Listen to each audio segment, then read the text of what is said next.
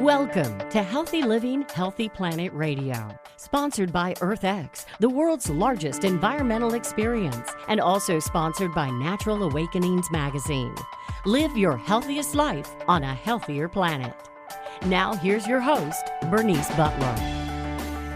Welcome to Healthy Living, Healthy Planet Radio today. We're now in our third season, and we remain perhaps more excited than ever to continue to help you explore and understand that unbreakable relationship between your health and the health of the planet. Here we look at the hottest topics related to our environment and its sustainability and how they affect your health and wellness. Here, issues like climate change, plastic pollution, extreme weather events, and others will meet up with everyday impacts like allergies and asthma, digestive issues, gut health, cancers, lung and heart issues, and more. So listen in today as we interview experts for today's show on extreme weather events. And today we're going to focus on hurricanes, storms, tornadoes, and flooding. Hurricanes' environmental effects go beyond killing fish. They include strong winds, mainly, and flooding. And these can uproot plants and kill land animals, as well as devastating natural areas. Hurricanes also destroy energy and chemical production facilities, gas stations, other businesses, causing the release of toxic chemicals and pollutants into our environment.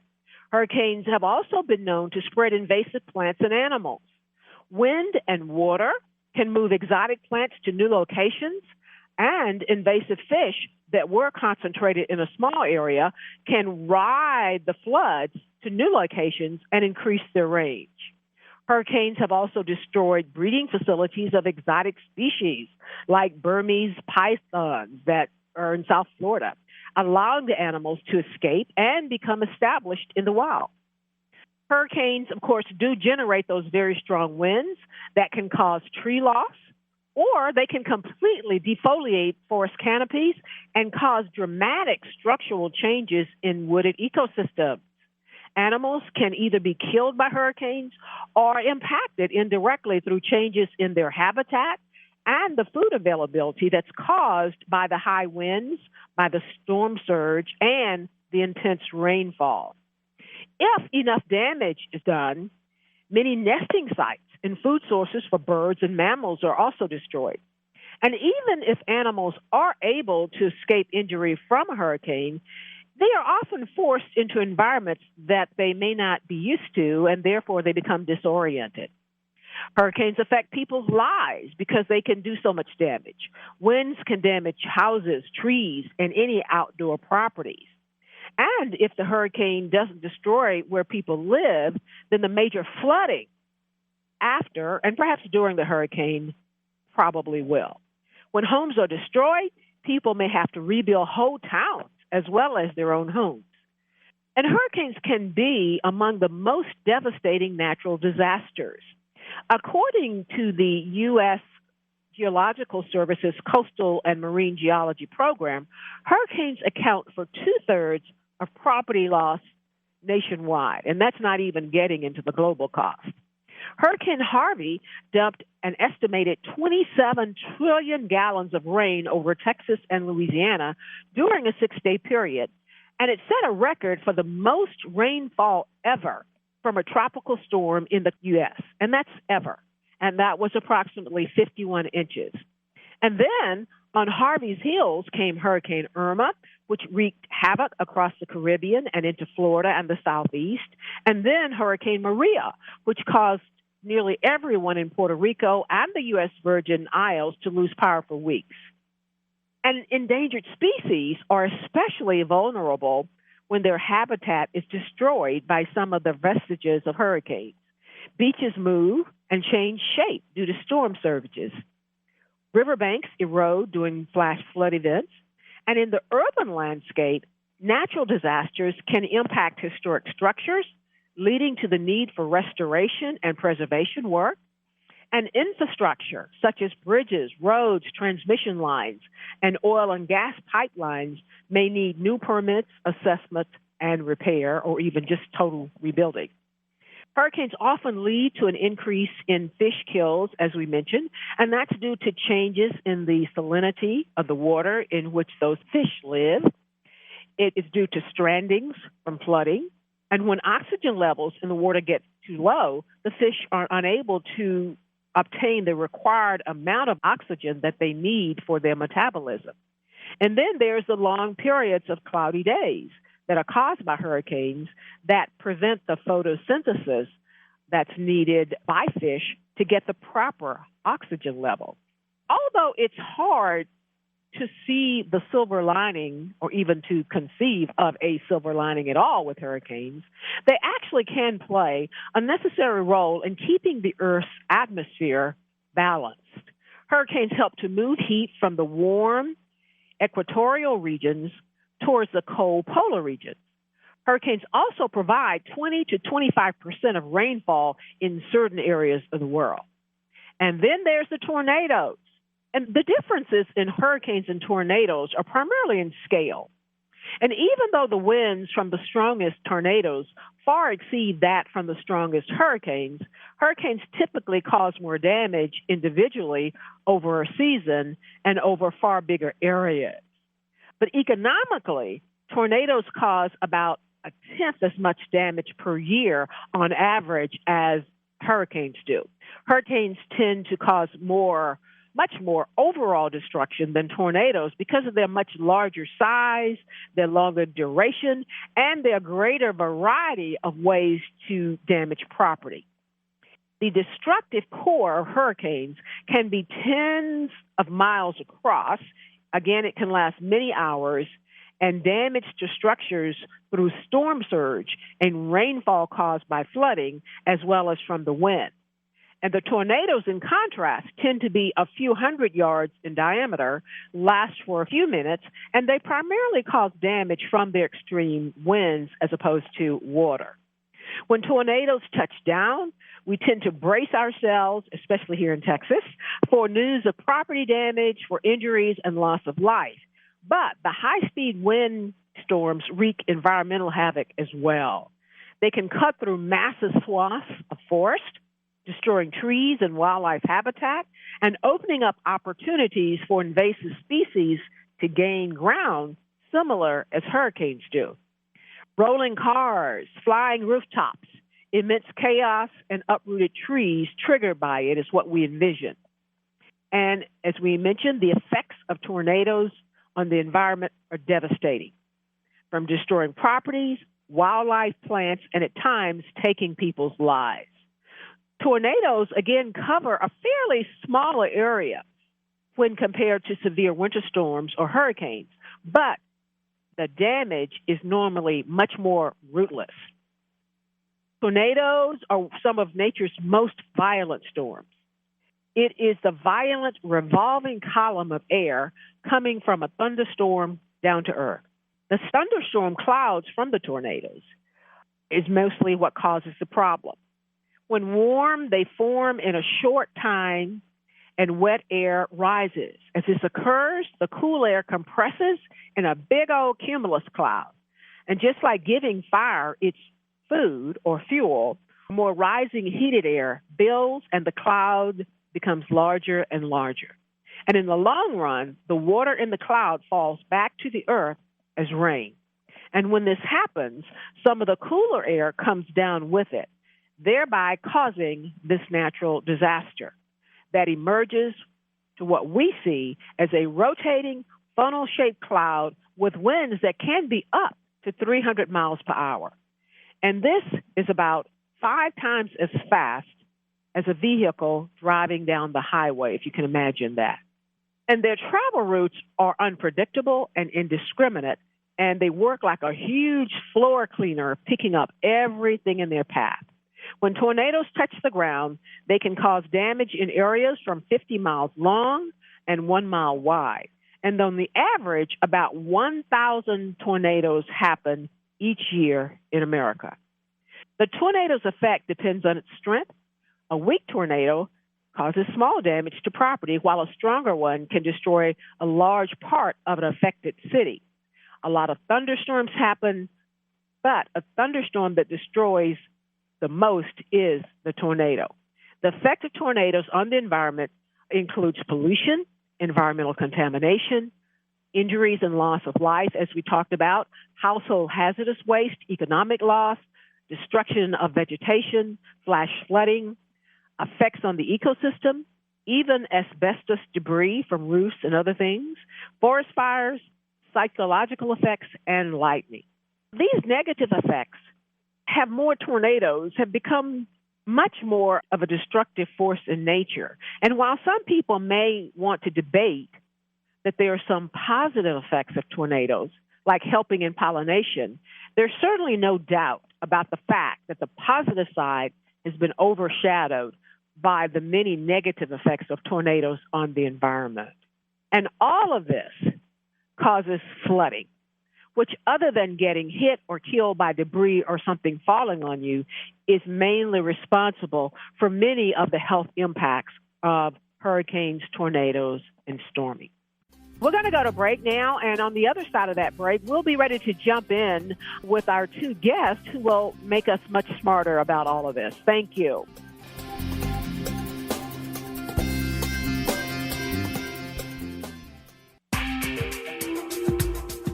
Welcome back to Healthy Living, Healthy Planet Radio, to today's show on extreme weather events, focusing on hurricanes, storms, tornadoes, and flooding. And here to help us unpack some of this and help to understand some of this today are two experts. Today we have with us Laura Lightbody. Laura directs the Pew Charitable Trust Flood Prepared Communities Initiative, which is aimed at reducing the impact of flood-related disasters on taxpayers, communities, and the environment by reforming federal and state flood and disaster policies. Laura's work has supported the passage of significant reforms that include securing historical levels of mitigation funding and improving rebuilding requirements for federal buildings and infrastructure.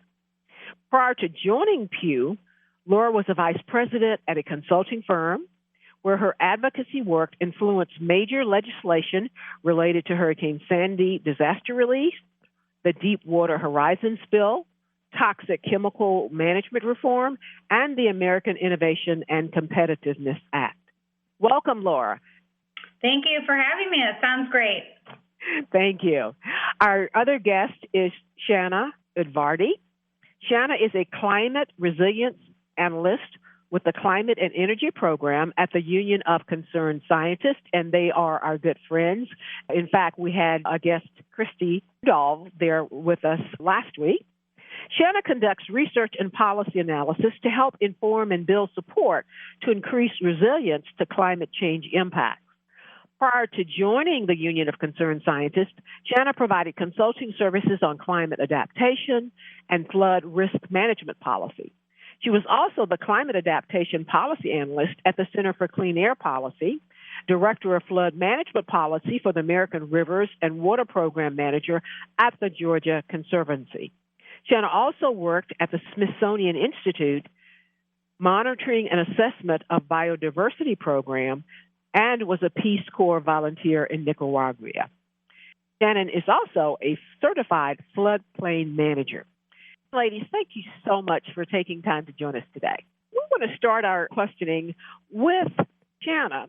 If you can help our audience understand the difference between a hurricane and a heavy storm, and how are they caused? Well, you can think of hurricanes as just a much more extreme and stronger tropical storm. So what makes a hurricane is the wind strength. So we have them rated from Category 1 to Category 5, and if the wind speed is over 74 miles per hour and above, then it makes it a hurricane. And with climate change, what we're finding is we're seeing more expanses of warmer water, and that's increasing the amount of evaporation going into warmer air. And we're seeing even stronger hurricanes that are lasting longer or slowing down. So that's what happened in Hurricane Harvey, where the hurricane just sat there for so long. So there was a lot of rainfall in a short period of time, relatively speaking. Yeah, I hear our weatherman, he warns when they're slow, they're going to be more dangerous or worse because they're just sitting there dumping all of that rain. Is there any such animal or tool that measures hurricanes or has a way to perhaps predict the amount of water that the hurricane's going to dump? Sure. Well, we can be thankful to our federal agency, the National Atmospheric and Oceanic Administration, or NOAA, which you've heard of, I'm sure. NOAA's been doing a lot of great work on measuring and modeling and projecting the different amounts of rainfall. And in fact, for the Hurricane Harvey, they actually had to create a whole new color because of the amount of rainfall expected to fall during that hurricane. And that's interesting because they generally predict when we as citizens hear about it, it's the category and then the amount of wind that's going to bring, as opposed to waters. And it seems to me as of late, as of recent years, it's been water that's been a lot of the problem. Yes, it's been water and part of the problem in Houston is that it's so flat. So it's very hard for the Houston area to absorb all of that water at one time. In addition to that, there's been a ton of development. So when you've got the mix of development on flat land, there's really nowhere for the water to go. And that seems to be one of the biggest problems as it relates to human impact and health is the flooding. Again, that's if they don't get killed by flying debris or something crashing in on us. What is the scientific definition of flooding? There are three basic categories of flooding. So we can think of the riverine flooding, which you hear a lot about in the spring season with the upper Mississippi and lower Mississippi River in particular. And then there's the surface flooding, or what we can think about with flash floods out in the southwest. We've got a lot of water rushing down on flat, dry land. And then you can think about also just urban flooding, right? You can get flooding on surfaces from rainfall in urban areas, which is a huge problem right now, and then also in rural areas. The third category is tidal flooding. And that you see a lot of during these tropical storms and hurricanes where you've got water and storm surge coming in together due to tidal flooding. And I'll ask this question of both you and Laura, and that is the flooding that we see in places like Miami Beach. And the other day, I ran across an article of some flooding. It was either in Seattle or Portland when there wasn't a drop of rain. Is that technically considered flooding, or do y'all call that something else? Oh, definitely. That is flooding. It's what we call sunny day flooding, and that's due to sea level rise. So what's happening in Miami is that you're getting this flooding that's not even next to the coast. And it's part of what the substrate is, or what Miami is built on, which is very porous limestone substrate, so that when you've got high water levels due to tidal flooding, high tides, this water, the seawater goes into the substrate, and you see these pockets of flooding way from the coast. So areas like Hialeah have been struggling with this kind of seawater tidal flooding on sunny days. And that's, again, due to rising seas due to sea level rise. We've been seeing increases in rising tides over the last 2 decades or so. And I believe that that's happening in other places as well as the coastal community of Miami and Miami Beach. It's really sad, and people are struggling with this across the different coasts.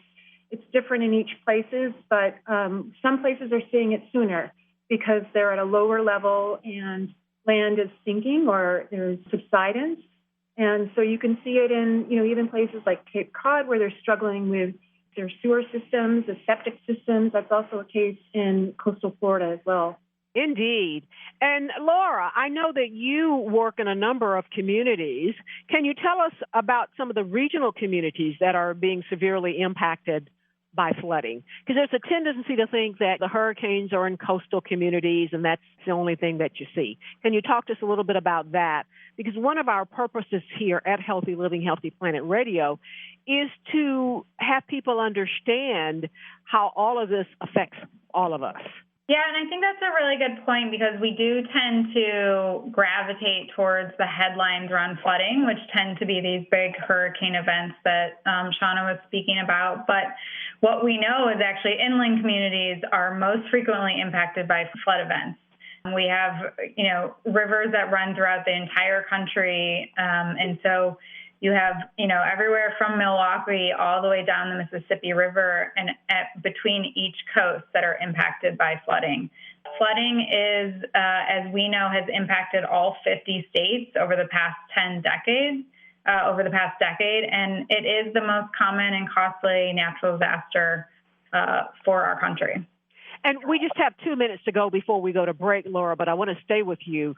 You mentioned a type of flooding that's happening in Washington. Can you explain that a little bit more? Right. In the state of Washington right now, they're experiencing flooding.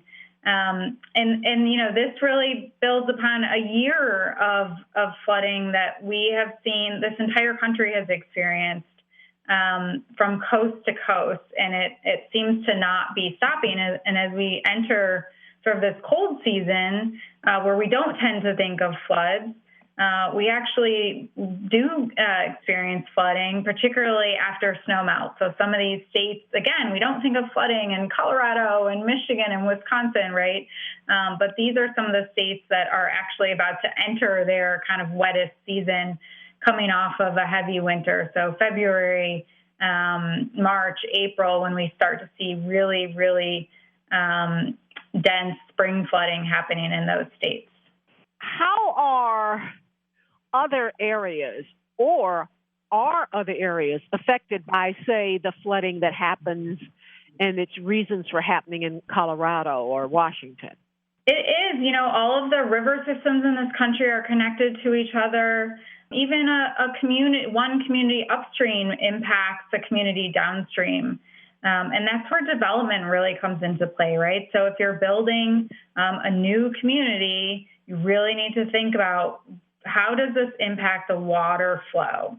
We're putting new concrete into potentially what used to be a green open space, and we need to be thinking about, the community needs to be thinking about how does that impact the community downstream?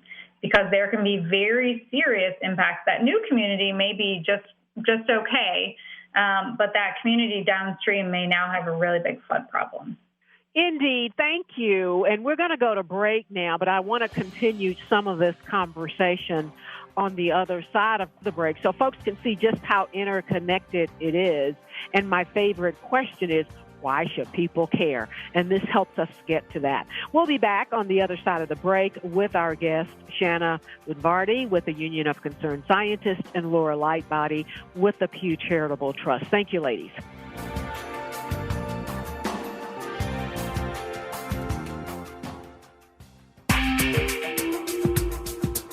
Welcome back to Healthy Living, Healthy Planet Radio, to today's show on extreme weather events, looking at hurricane storms, tornadoes, and flooding. And we are back with Shana Udvardy from the Union of Concerned Scientists and Laura Lightbody with the Pew Charitable Trust, and they are making us much smarter. Now, before the break, Laura was telling us about flooding in various parts of the country. And even though we're not talking about it a lot or addressing it today, the same things that we talk about here today are happening. You can pick them up and sit them on various other continents and countries. They're happening all over the world. And just because we don't talk about them globally doesn't mean they're happening. But I want to go back to Laura, as you were telling us about some of these regional impacts. Can you tell us what are some of perhaps the unintended or unknown health impacts of flooding, and then tell us about some of the work that you do with the Pew Flood Prepared Communities Project? Yeah, one of the things we know about flooding is that it really does impact the entire community, right? We're not talking about kind of small basement flooding when we talk about flooding, right? We're talking about an entire community system and the health of that community and the resiliency of that community. So that starts with the impact to livelihoods, right? School systems down, you're unable to drop your kids off to child care, you're unable to get to work. that's sort of the kind of grind and nuisance of these big events. But sort of larger than that is the health of a community, and the ability of that community to really bounce back is what we mean when we talk about resiliency. And that means thinking about building back communities and homes in a way that are perhaps more resilient, more kind of stronger to flooding, but also maybe in a different location, right? Part of the reason that we're seeing so much flooding today and so much flood impact is because we have simply put more and more things and assets, so homes, utility systems, schools, post offices, in the way of the hurricane, in the way of sea level rise. And so the cost and the human impact of flooding is just more grave. Okay. And Shana, can you tell us about one of the things that seems to cause a lot of health impact with flooding is contaminated water, be that from a number of sources, from perhaps overflowed sewage to petroleum products like with Harvey, I'm told, to organisms or what have you? Sure. Most deaths actually happen because people are driving through water and their car gets flooded and they drown. So, that gets to the common saying, turn around, don't drown. And so people really need to be thinking about that. But you bring up a really good point about the chemicals and the toxicity of floodwaters. And this is because the flood is integrating with the landscape, right? And we've built a lot of things, as Laura has said, and in places like Houston, it's got a lot of petrochemical type plants. So what we saw with Hurricane Harvey was a disaster when it comes to not only the flooding, but the toxicity of the floodwaters, because many of these plants had to be shut down. And when they shut down, they actually released a lot of air pollution, in addition to having toxicity into the waters. And so there were quite a bit of different chemicals that were registered, and we have a way of doing that through a system called the Total Maximum Daily Load that measures different types of pollutants in our water. And what about various organisms that are floating around out there? I would hate to be walking around in water with some things I've seen or have known to be in there. Yeah, I think people really need to be careful. There is bacteria in that water as well, and that's due to a lot of things, like I've said before, with septic and sewer systems not being able to handle that amount of water. Much of this infrastructure was built over 50 years ago.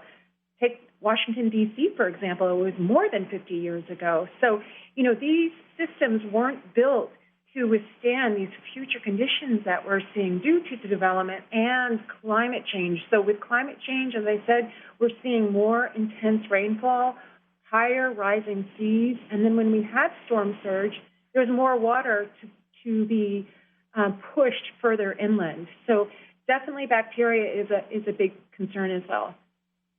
Indeed. And how would you stack it up, Shana, in terms of the biggest danger of flooded communities? I think that it's got to be comprehensive. We've got to look at it comprehensively.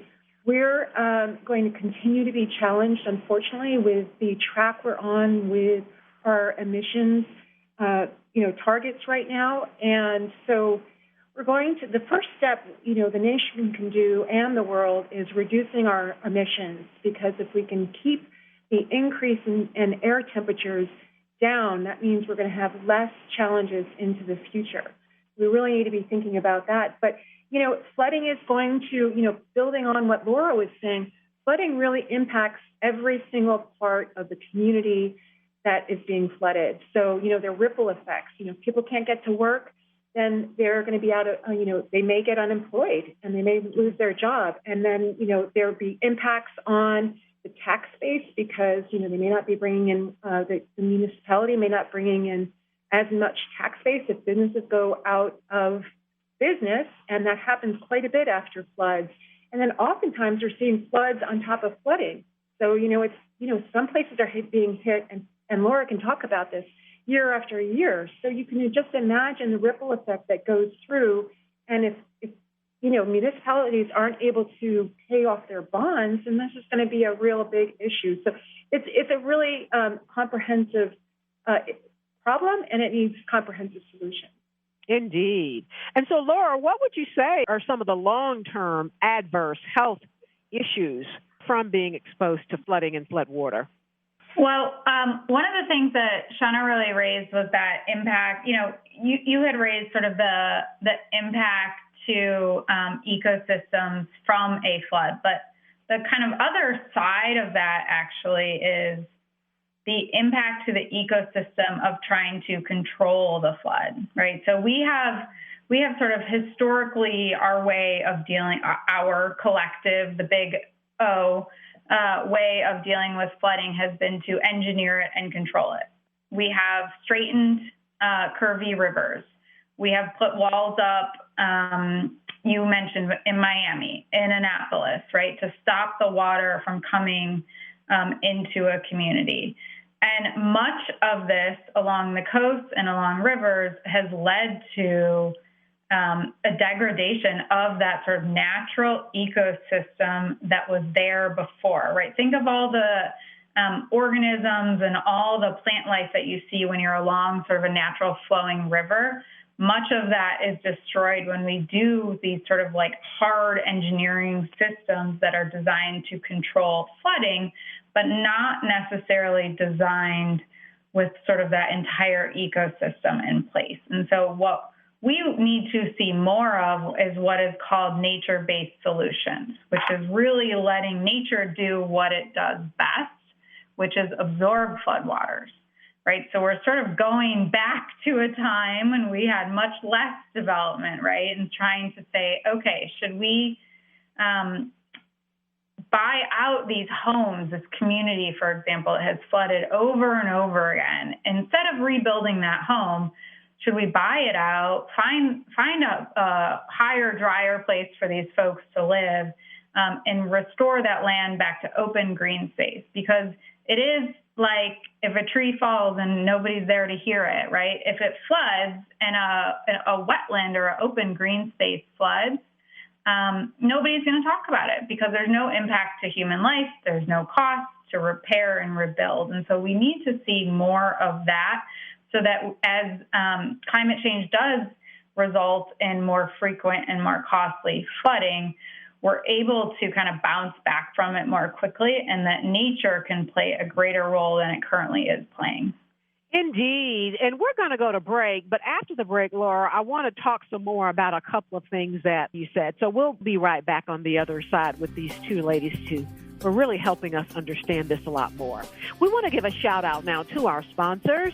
That is Natural Awakenings, Dallas-Fort Worth Magazine, the Green, Healthy, and Sustainable Living Authority for the DFW Metroplex and North Texas communities. Print issues of Natural Awakenings can be found in all Whole Foods markets, natural grocers, Central Market, Sunflower Shops, and many, many other locations, as well as available free for download online at nadallas.com. Our other sponsor is North Haven Gardens, serving the Metroplex since 1951, the most respected horticultural establishment in North Texas, offering gardening and plant education, concierge services, DIY classes, gifts, and more. And we're told the best Christmas trees in North Texas. Check them out at nhg.com. And our other sponsor is Lynn Dental Care, practicing dentistry for over 38 years with a holistic approach, non-mercury, looking at the whole body, specializing in periodontics. Dr. Lynn is board certified by the International Academy of Oral Medicine and Toxicology. Check them out at lynndentalcare.com.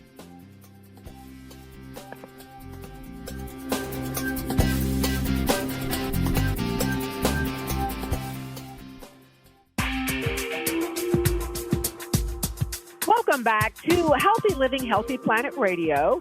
To today's show on extreme weather events, focusing on hurricanes, storms, tornadoes, and flooding. And we are back with Laura Lightbody with the Pew Charitable Trust and Shana Udvardy with the Union of Concerned Scientists. Again, thank you, ladies, for being with us. Before the break, Laura was talking to us about nature-based solutions, and I found that interesting in some of the things that you said. And I wanted to ask you, are there good examples out there who have done this? And then tell us a little bit more, too, about your work at the Pew Flood Prepared Communities Project. Sure. There are communities, there are coastal communities, Galveston, Texas, Charleston, South Carolina, that have utilized a nature-based solution called living shorelines, which is essentially using native grasses to address erosion and sea level rise and to absorb some of that water, as opposed to using what has traditionally been used, a bulkhead or a seawall, right, which is essentially a concrete structure to run along a property. So you see property owners in many coastal communities using this more and more as a way, by the way, a more often cost-effective and more lasting sort of option. We saw some research after Hurricane Irene that impacted the Carolinas.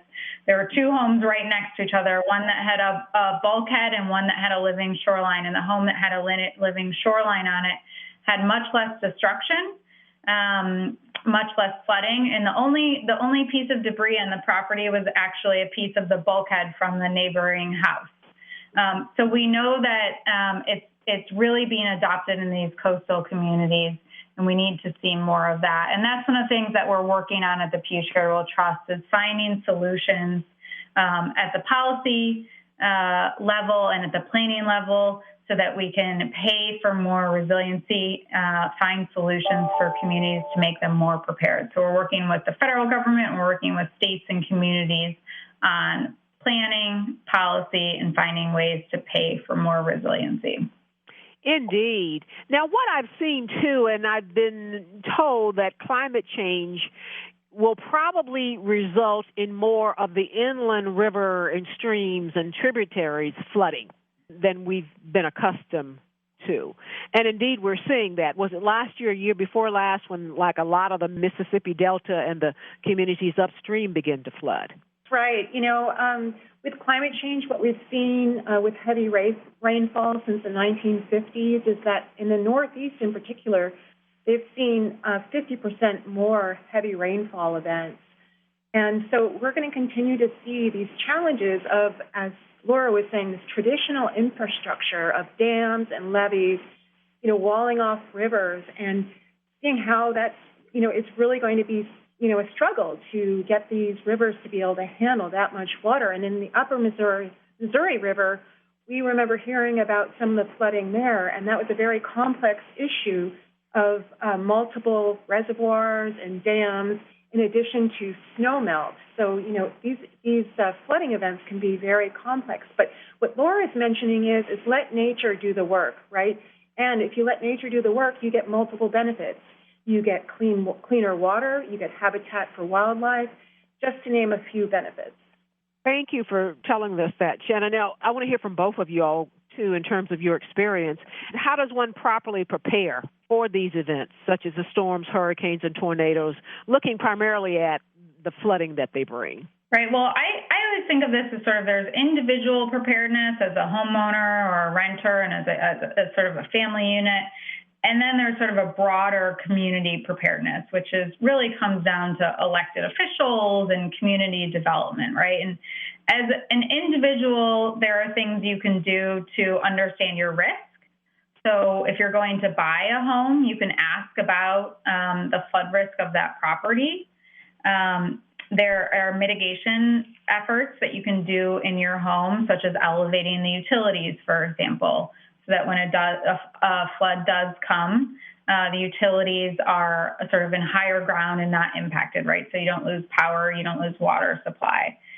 You can carry flood insurance, which is really sort of that first line of financial defense when it comes to mitigation and preventing those long-term losses.